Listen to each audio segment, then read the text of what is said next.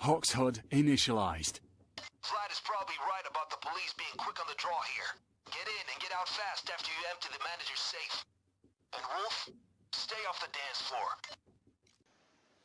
Hello everyone, this is Believer and welcome to part 3 of the Payday 2 playthrough. I hope you are in the mood for a party, because this is the nightclub heist. We're doing this for Vlad, an Ukrainian criminal mob boss.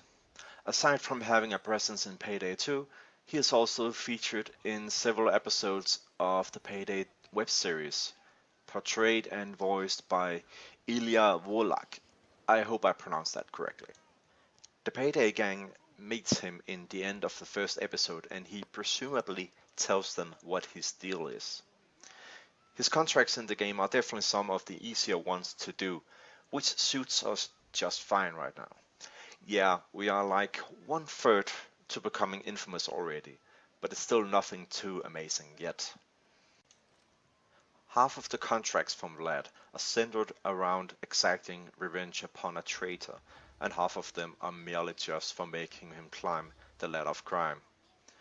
You see, Vlad was backstabbed by a guy named Dmitry and served several years in prison.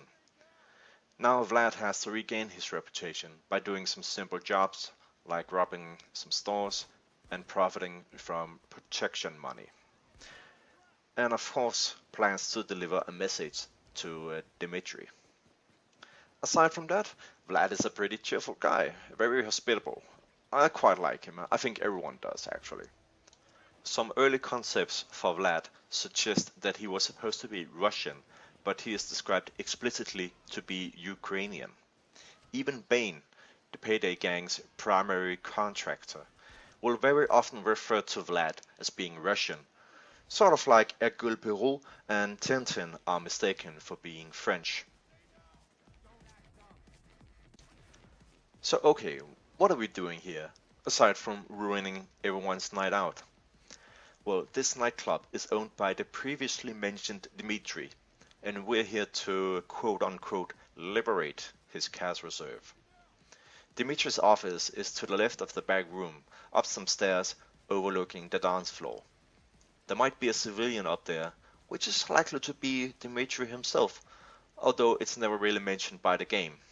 But in earlier versions, Vlad would specifically say that he did not care if Dmitry would die or not when being introduced to this contract. He can spawn other places too, but this one is the most common. He also carries a keycard, giving him access to his office, so yeah, I'm gonna conclude that it's him. Even though you might find a safe box in his office, it's no guarantee that the money you're looking for is in it. Because this nightclub will always have 2 to 3 doors where the correct safe box could be. But there's also a chance that a second safe box will spawn in one of those rooms, and instead of the money you need to complete the contract, it will contain some coke instead. From my experience, the coke always seems to be worth more than the money that you need to steal. So I really don't see the point of the money being the objective. If the point is to hurt Dmitry financially, why can't the coke be accepted as a requirement for finishing the heist? Maybe Vlad just doesn't know how much coke is worth, I guess. Once you have the money, you can throw the money down to a pickup truck through the right window inside the office, assuming you paid for the pickup truck asset. You don't have to, but it is so useful for getting rid of all the loot you may find. The escape van will be on its way as soon as you loot the money, but it still takes several minutes for him to arrive, and by that time you don't want to drag around with 6 to 8 bags worth of goodies. Other assets you can buy are an extra medic, an ammo bag, maybe a body bag, nothing special. There are also some fuel for making some fire in the back room. Use it to keep the cops in check, but it's definitely not needed. And sigh, then there's the bad music asset. It changes the music the DJ is playing to some generic shopping mall music. I never buy that one, it's so bad. Sadly, there's no way to block out that asset, so if someone buys it, You're just gonna have to deal with it. You might have noticed that some of the cops end up burning to death. Well, that's because by the time of this recording, the barbecue DLC has just been released, and obviously, when you get access to new stuff, you're excited to try it out. So I'm using the locomotive shotgun as my secondary weapon, but now with incendiary ammo, as well as using Molotov cocktails instead of regular grenades. The nightclub, just like the jewelry store, is stealthable. Near the bouncer at the club entrance, you may or may not find a little sign that reads Gensec. If it's there, it means that the club is monitored by cameras and they are remotely operated, meaning that there is no camera room guard to take out. Your best shot at neutralizing the cameras is to physically shoot or punch them. The good thing about these guards is that they do not pay attention to broken cameras, nor do they have any pages on them. So yeah, go ahead and shoot as many as you like. To get through the doors in proper stealth, you need to use either an upgraded ECM to override the code for unlocking the door, or just drill it open.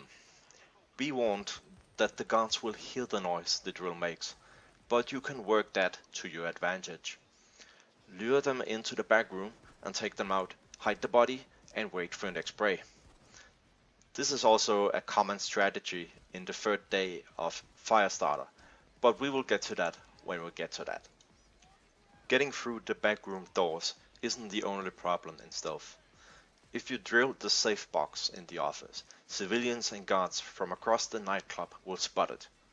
The only way to open it without being spotted is by lockpicking, which is something only those who focus on the ghost skill tree can do. Since I'm going to talk a lot about skill trees from time to time, I think it would be best if I introduced you to them all, or at very least give you the general impression of them.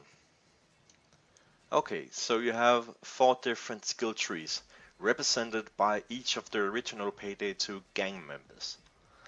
Dallas the Mastermind, Chains the Enforcer, Wolf the Technician, and Houston the Ghost. There is a 5th skill tree, but I think I will save that for a later, more appropriate time. The Mastermind is the one that makes sure that the crew gets through the heist with everyone intact, excelling at healing and reviving team members, as well as taking and controlling hostages. And his weapon of choice are pistols. Chains has a military background, so it makes sense for him to represent the Enforcer, who is all about shoot, shoot, and shoot some more. He brings additional ammo with him, making sure that the crew never runs out of bullets. Able to soak up a lot of damage with his improved armor and with his expertise in shotguns, he is someone the cops will regret to meet up close. And when he isn't shooting cops, you can assume he's busy inside the bank vault, opening all the deposit boxes with his saw. The Technician is all about making objectives easier and more accessible. He's the one you want to do your drilling, as his drill has a chance to restart, is faster, and also more silent than regular drills. He brings C4 explosives with him, or sentry guns to shoot the cops, so he can focus on the task at hand. A Master Technician, however, will be able to bring both sentry guns and C4 explosives. He favors weapons that fire a single shot at a time, mostly single-fire assault and sniper rifles. The Ghost is at first glance for stealth only, but I would rather classify him as good at avoiding conflict. A Master Ghost is of course most ideal in stealth jobs, as he excels at not being noticed and not leaving a trace. He will mostly use submachine guns, and you can bet he will have silenced weaponry as well. Aside from expert lockpicking, he brings the ECM with him, which is used for opening Gensec doors, opening ATMs for some extra cash, or if mastered, it can be used to temporarily stun the cops by forcing a loud feedback in their communicators. useful when you need to regain the advantage. So yeah, Ghost is primarily for stealth, but 9 times out of 10 you can still use the ECM for something. The idea of having a skill tree represented by a character is probably from the Wolfpack DLC in the first Payday game. Oh, and by the way, that is a pretty clever name for a DLC.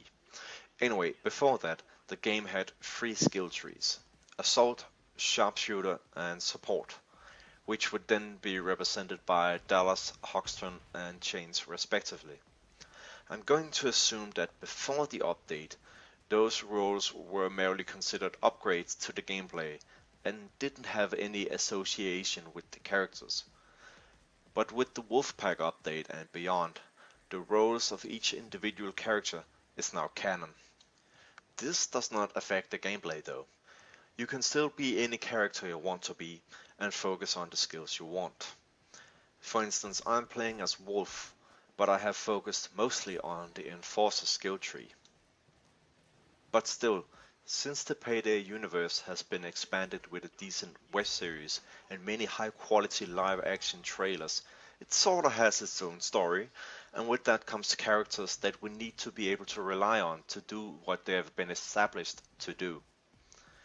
For instance, it's very easy to tell that Dallas and Houston are brothers through their interaction and arguments in the web series, as well as their names.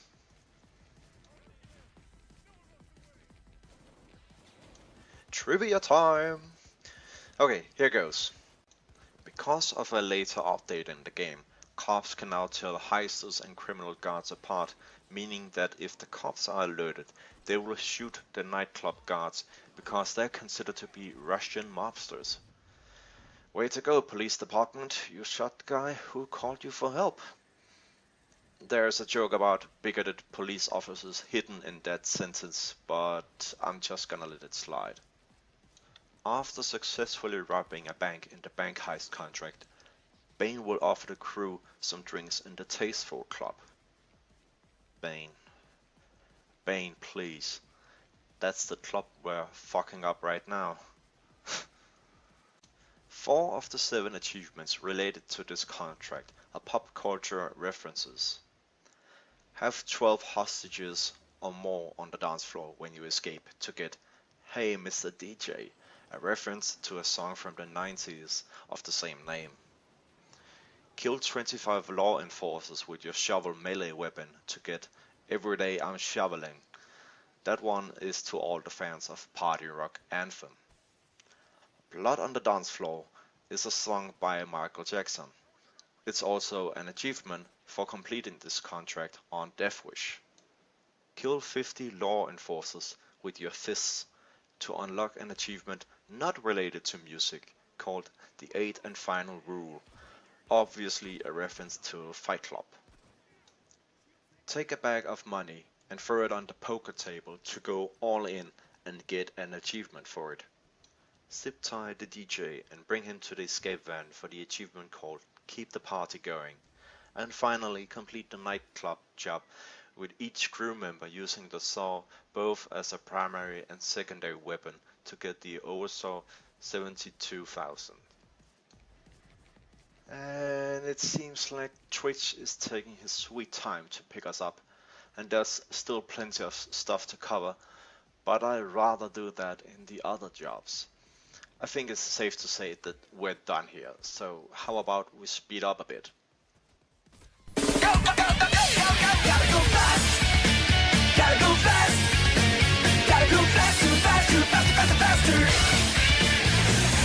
Moving at speed of sound. They try quickest hedgehog around. Got ourselves a situation, stuck in a new location without any explanation. No time for relaxation. Finally. Okay, let's hear what Bane and Vlad has to say. That's all for part 3. See you in part 4, where we crash not a party, but a mall. Vlad is pretty serious sometimes. Cops blooded our nose on this one. Somehow I think Vlad was holding back information, as usual. But you did well. Let's see what old Vlad tells us.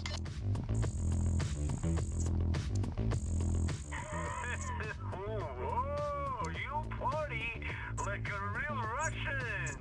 Мне нравится твой ритм.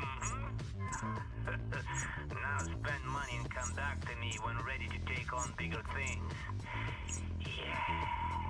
Vlad, it's growing.